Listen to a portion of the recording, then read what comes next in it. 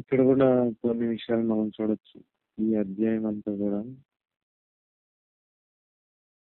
ఇక్కడ దావీదు కొన్ని మాటలు అంటే ఈ అధ్యాయంలో చాలా వరకు కొన్ని వాగ్దానాలు ఉండడం మనం చూస్తాం. ఈ అప్ టు 8 వరకు మనం చూస్తే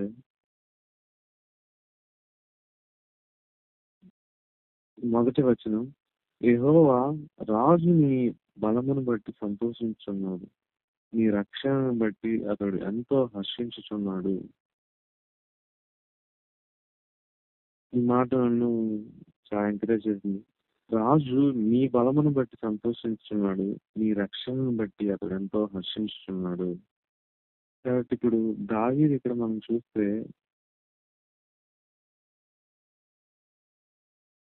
ఆయన సంతోషం ఎక్కడుందంటే నీ బలమును బట్టి సంతోషించుచున్నాడు. ఆయన హర్షించుచున్నాడు. అతడు ఎంతో హర్షించుచున్నాడు. ఒక రాజు దావీదు మేబీ ఇది తను సింహాసనం అంటే రా రాజ్యాధికారం చేస్తున్నప్పుడు రాసిన కీర్తన లాగా అనిపించింది. ఇక్కడ ఇంకా సంతోషం, రాజు సంతోషించడానికి అనేక విషయాలు ఉన్నాయి. కానీ ఇక్కడ చెప్పిన మాట నీ బలమును బట్టి సంతోషించుచున్నాడు. ఒక గాడ్లీ మ్యాన్, ఒక దైవభక్తి గల వ్యక్తి ఎప్పుడు కూడా తన సంతోషం ఎక్కడ ఉంటదంటే దేవునిలోనే ఉంటది. ఇంక దేన్ని బట్టి కాదు అనేది నాకు అర్థమైంది. అందులో రాజు తన అధికారంలో ఉన్నప్పుడు తను సంతోషించడానికి అనేక కార్యాలు ఉంటాయి. తను ఆ రాజ్యంలో జరిగే కార్యాలను బట్టి సంతోషించవచ్చు, ఇంకేదన్నా చేయొచ్చు. మనుషులను బట్టి, అతనికి వచ్చే ఘనతను బట్టి, అక్కడ వేసే అంటే జస్ట్ ఇవన్నీ కూడా ఆయన ముందు జరిగే క్రియలను బట్టి సంతోషించవచ్చు.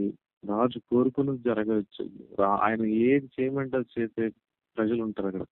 అయితే ఆయన సంతోషం వాటన్నిటిలో ఎతకలేదు కానీ నీ బలమును బట్టి సంతోషించున్నాను అనే మాట నన్ను అది ఎంకరేజ్ చేసింది. సో నీ రక్షణను బట్టి అతడు ఎంతో హర్షించుచున్నాడు.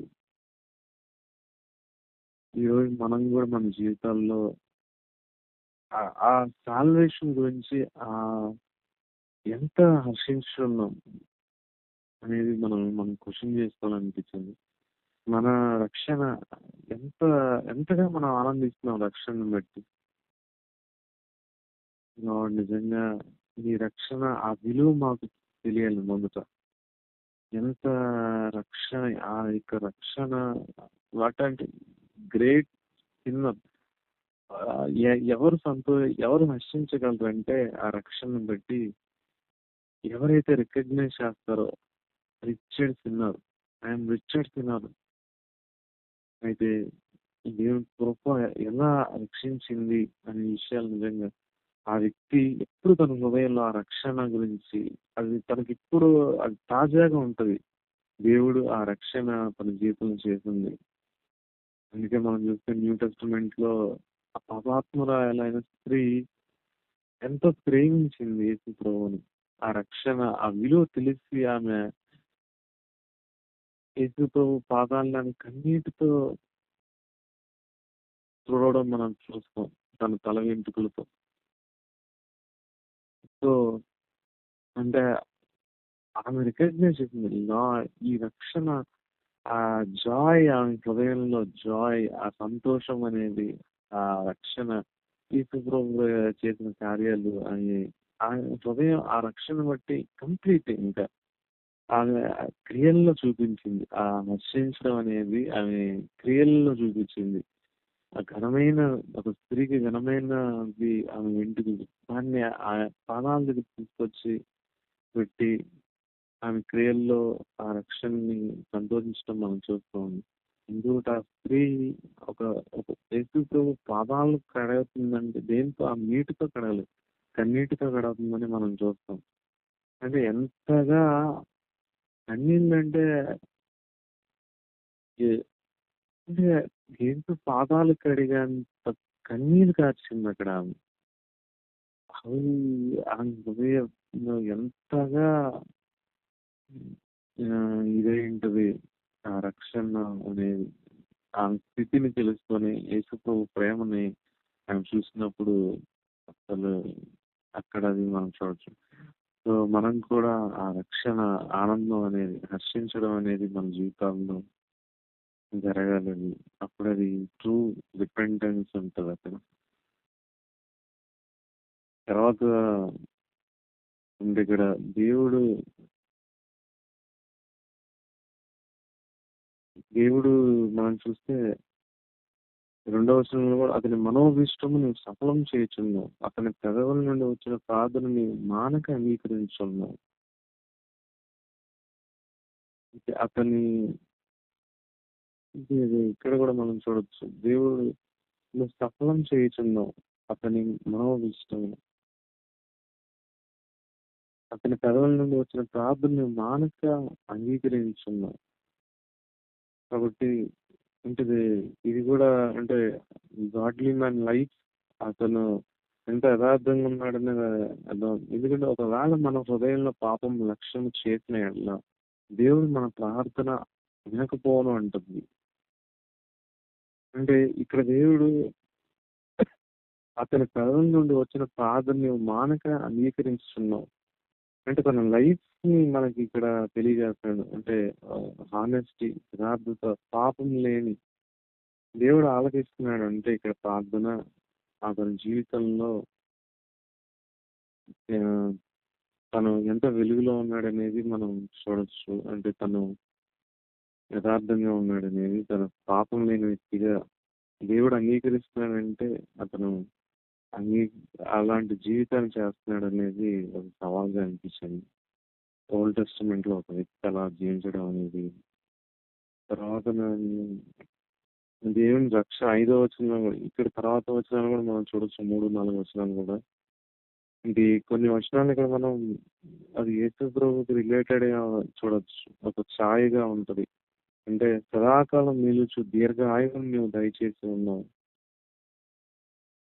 అనేది 4వ వచనం చివరిలో చూస్తాం. కాబట్టి యేసు సదాకాలం నీకు దీర్ఘాయువు నువ్వు దయచేసి ఉన్నావు అంటే అది యేసు ప్రభు జీవితంలో మనం చూస్తాం. తర్వాత 5వ వచనం కూడా నీ రక్షణ వల్ల నీ గొప్ప మహిమ కలిగను, గౌరవ ప్రభావం నీవు అతనికి ధరింప చేసి ఉన్నావు. దేవుడిచ్చే రక్షణ అది గొప్ప మహిమను కలిగి చేస్తుంది మన జీవితాల్లో అనేది. ఒక పాపి రిచర్డ్ సిన్నర్ ఎలా మారాడంటే గౌరవ ప్రభావాన్ని నీవు అతనికి ధరింప చేసి ఉన్నావు. Not worthy, only reserve for hell. కానీ ఆయన రక్షణ ఏం చేస్తుందంటే తీసుకెళ్ళి ఆయన కుడిపాసను కూర్చోబెట్టింది. గౌరవ ప్రభావం నువ్వు అతనికి ధరింప చేసి ఉన్నావు. గొప్ప మహిమ. ఆ మహిమ ఏంటంటే పాకి తీసుకెళ్లి క్రీస్తు క్రీస్తుతో పాటు ఆయన సింహాసనం కుడి భాషలో మనం కూడా కూర్చో కూర్చున్నంతగా మనల్ని ఆయన రక్షణ కలుగు చేసింది. అది మనం ఇది హర్షించడం అంటే. ఆయన నీ రక్షణ బట్టి అతడు ఎంతో హర్షించున్నాడంటే అక్కడ జరిగిన కార్యాలు న్యూ టెస్టిమెంట్ లో అది మనకు తెలుసు. అది క్రీస్తు ద్వారా మన జీవితంలో ఆ రక్షణ ఏం చేస్తుందనేది. గౌరవ ప్రభావం అతను ధరింప చేశారు. అది అది కొంచెం ఎంకరేజ్ చేసిందండి. తర్వాత మనం ఆ రక్షణ ఇచ్చిన తర్వాత దేవుడు మనల్ని ఎలా ఉంచాలంటే నిత్యము ఆశీర్వాద కారకుడుగా నుండినట్లు నీవు అతన్ని నియమించి ఉన్నావు. జీసస్ కూడా ఈ భూమి మీద ఆయన నిత్యము ఆశీర్వాద కారకుడుగా నిన్నట్లు ఆయన నియమించాడు. సేమ్ ఇదే వాగ్దానం మన జీవితాల్లో కూడా త్రూ క్రైస్ట్ మన జీవితాల్లో ఇది జరగడానికి దేవుడు కోరుకున్నాడు దీన్ని. నిత్యము మనం ఆశీర్వాద కారకుడుగా ఉన్నట్లు మన జీవితాల్లో కూడా దాన్ని దేవుడు ఈ వాగ్దానం క్రీస్తులో ఆ వాగ్దానం అవును ఆమెన్ అన్నట్టుగా దేవుడు మనకి ఉంచాడు. అది నీ సన్నిధిని సంతోషము అతన్ని నిలసింప చేసి ఉన్నావు. రాజు యెహోవా యందు నమ్మిక ఉంచుతున్నాడు. మనం నిన్న చూసాం 20వ అధ్యాయంలో కొందరు రథములను బట్టి కొందరు గుర్రములను బట్టి అతిశయపడదు. కానీ ఉమ్, రాజు ఇక్కడ దావీదు అనలేదు. మనమైతే మన దేవుడు యెహోవా నామాన్ని బట్టి అతిశయకూడదు. ఇక్కడ అతని నమ్మిక ఎవరు అంటే దేవుడే అన్నాడు. అది ఒక ఒక అది రియల్లీ ఒక రాజు ఆ పొజిషన్ లో ఉండి మనం దేవుని మీద అనుకోవడం అంటే అది చాలా సవాల్ చేస్తుంది. ఎందుకంటే తనకి అది సైన్యం ఉంది. తను రమ్మంటే పొమ్మంటే ఎంతో మంది సైనికులు ఉన్నారు. కానీ అలా లేదు. తన నమ్మిక ఎక్కడ ఉందంటే దేవునిలో ఉంది. సర్వోన్నతుని కృప చేత అతడు కదలకుండా నిలుచుని, అంటే ఆ ఆ కృప అనేది మనల్ని మనం పడిపోకుండా చేస్తది. కదలకుండా నిలుచుని. ఆ కృప మనం పొందుకోవాలంటే మనం ఆయన బలిష్టమైన చేతులుగా దినమోస్తే ఉండి ఆ దీనిలో కృపను దేవుడు దీనులకు అనుగ్రహిస్తున్నాడు కాబట్టి మనం ఎప్పుడు కూడా ఆ కృపలో నిల్చున్నప్పుడే మనం కదిలిపోకుండా ఉంటాం. పాపం మన మీద ప్రభుత్వం చేయకుండా ఉంటది ఆ కృప. ఓకే అన్న. ఈ విషయాలు నన్ను ఎంకరేజ్ చేసి ఈ అధ్యాయంలో. ఓకే.